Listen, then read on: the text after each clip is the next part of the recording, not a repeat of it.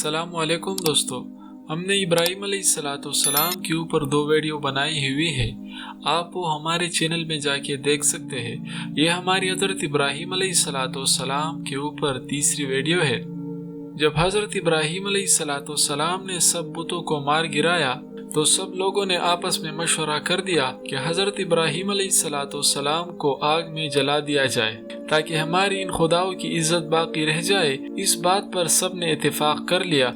फिर एक बहुत बड़ा गड्ढा खोदा और लकड़ियों से पुर करके आग लगा दी। रोई जमीन पर कभी इतनी बड़ी आग नहीं देखी गई। इस गड्ढे को पुर करने के लिए बीमार औरतें नजर मानती कि वो भी इस गड्ढे में लकड़ियां डालती। आग लगाने के बाद आग के शुगले आसमान से बातें करने लगे। परिंदे वगैरह ऊपर से क्या बल्कि दूर दराज से भी उड़कर नहीं गुजर सकते थे। आग तो जला दी, लेकिन अब खलीलुल्लाह को आग में किस तरह फेंके।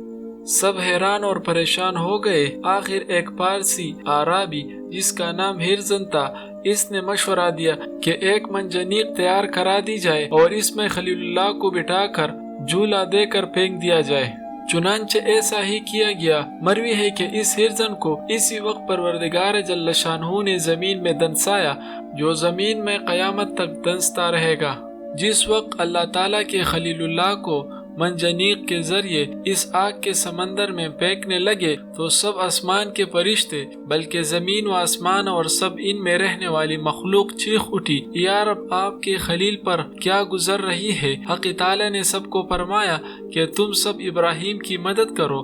फरिश्तों ने मदद करने के लिए हज़रत इब्राहीम अलैहिस्सलाम से इजाज़त मांगी तो हज़रत इब्राहीम अलैहिस्सलाम ने जवाब दिया कि मेरे लिए अल्लाह ताला काफ़ी है और वो मेरा हाल देख रहा है।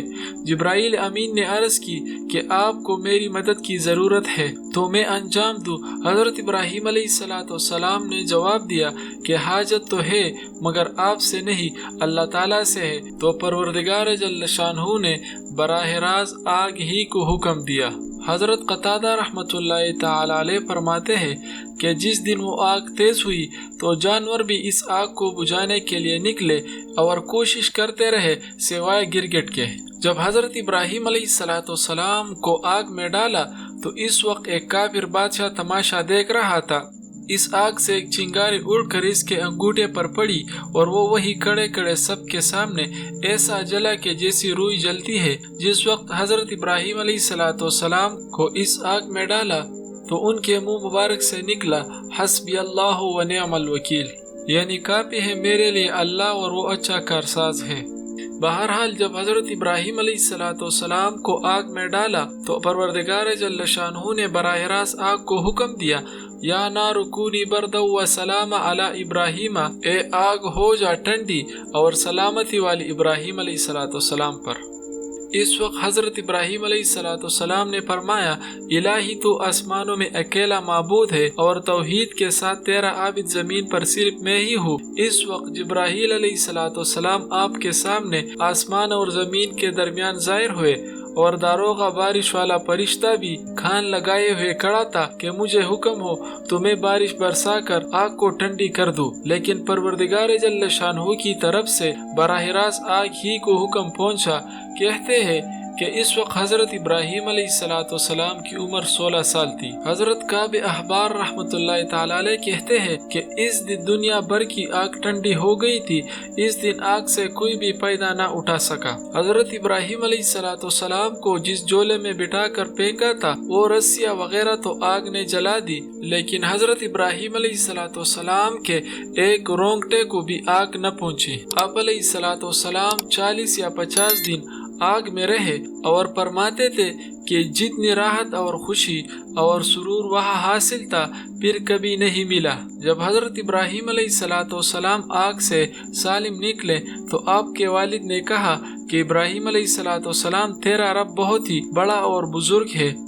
हज़रत अबू हुरैरा रज़ियल्लाहु ताला अन्हु फरमाते हैं कि इब्राहीम अलैहिस्सलाम के बाप ने सबसे अच्छा कलमा यही कहा था। जब हज़रत इब्राहीम अलैहिस्सलाम को आग में फेंका गया तो फरिश्तों ने हज़रत इब्राहीम अलैहिस्सलाम के बाजू को पकड़ा और निहायत आराम से बिठाया। इस वक्त रेज़वान फरिश्ते ने खलवत फाखिरा آپ کو پہنایا اور ابراہیم علیہ السلام کے ارد گرد گل ریحان اور سبزے اور شگوفوں کا عجیب و غریب بوستان بنا دیا اور شیرین چشمہ وہاں جاری ہوا۔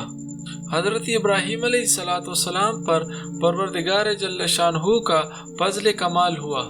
حضرت اسرافیل علیہ السلام ہر صبح و شام خدا کے حکم سے لذیذ قسم کا طعام پہنچاتے۔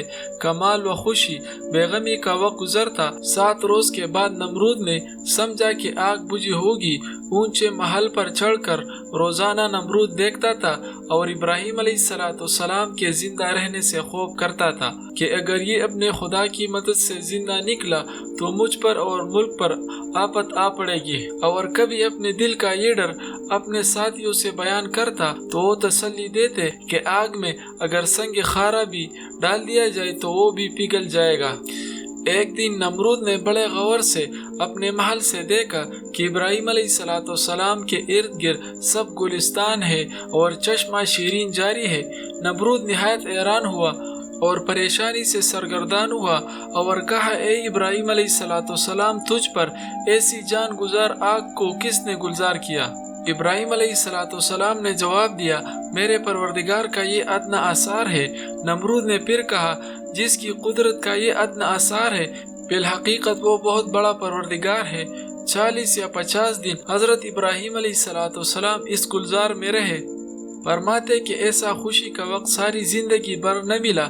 پھر حضرت ابراہیم علیہ السلام اس راگ سے جو پہاڑ کی مانند تھی نکل کر آئے تو نمرود کو واعظ اور نصیحت شروع کی۔ نمرود نے کچھ روز کی مہلت مانگی تو اس کے وزیر نے کہا کہ اتنی مدت تو نے خدائی کی، اب دوسرے کی بندگی اختیار کرتا ہے اور اپنے لیے شرمندگی اور رسوائی اختیار کرتا ہے۔ آخر اس نے ابراہیم علیہ السلام کے سامنے انکار کر دیا اور کہا، میں تیرے رب کی رضا کے واسطے کئی ہزار گائے اور بکریاں اور اونٹوں کی قربانی دیتا ہوں۔ حضرت ابراہیم علیہ السلام نے فرمایا کہ ایمان کے بغیر قربانیاں قبول نہیں ہوتی، پھر میں تیرے واسطے دوزخ ہی ہوگا۔ آخر کار حضرت ابراہیم علیہ السلام نے فرمایا، اتنی بڑی بادشاہی خدا نے تجھے دی ہے اور مجھے تیرے واسطے نبی بنا کر بھیجا اور مجھے آگ سے بچا کر ایک معجزہ تجھے دکھایا، پھر بھی تو کفر سے باز نہ آیا تو تیرے غرق کرنے کو اس کا ادنا لشکر کافی ہے۔ نمرود نے کہا، دنیا میں میرے بغیر کوئی بادشاہی نہیں اور میری بارگاہ کے بغیر کوئی بارگاہ نہیں۔ اگر آسمان کے بادشاہ کی فوج ہے تو کہو کہ مجھ پر اپنی فوج بھیج کر میری حشمت اور لڑائی کا تماشا کرے۔ تب حضرت ابراہیم علیہ السلام نے دعا کی۔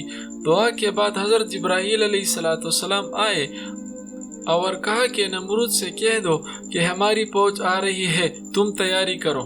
ابراہیم علیہ السلام سے نمرود نے اعلان جنگ سن کر 3 دن کی مہلت مانگی، پھر لاکھوں کی فوج اکٹھی کی اور ایک میدان میں جمع کیا۔ چوتھے روز حضرت ابراہیم علیہ السلام تنہا نمرود کی فوج کے سامنے گئے تو ان کے لوگوں نے کہا کہ ابراہیم علیہ السلام آسمانی فوج کہاں ہے؟ فرمایا کہ پہنچ رہی ہے۔ اتنے میں مچھروں کی فوج نمودار ہوئی جس کی وجہ سے آفتاب کی روشنی چھپ گئی۔ نمرود نے اعلان کر دیا اپنے فوجیوں کو کہ ناکارہ بجاؤ، لیکن مچھروں کی آواز لوگوں کے کانوں میں پہنچی تو لوگوں کے ہوش و حواس اڑا دیے۔ ہر چھوٹا بڑا ہیبت الہی سے ڈر گیا۔ ایک آدمی پر لاکھوں مچھر لپٹ گئے، ایک دم گوشت پوست خون وغیرہ سب ختم کر دیا، خالی ہڈیوں کے ڈھانچے رہ گئے، آدمی جانور سب ختم کر دیے گئے۔ نمرود بھاگ کر اپنے محل میں اپنی عورت کے پاس جا بیٹھا۔ اتنے میں ایک لنگڑا مچھر آیا۔ نمرود نے اپنی عورت کو دکھایا کہ اس جانور نے لشکر کو تباہ کر دیا ہے۔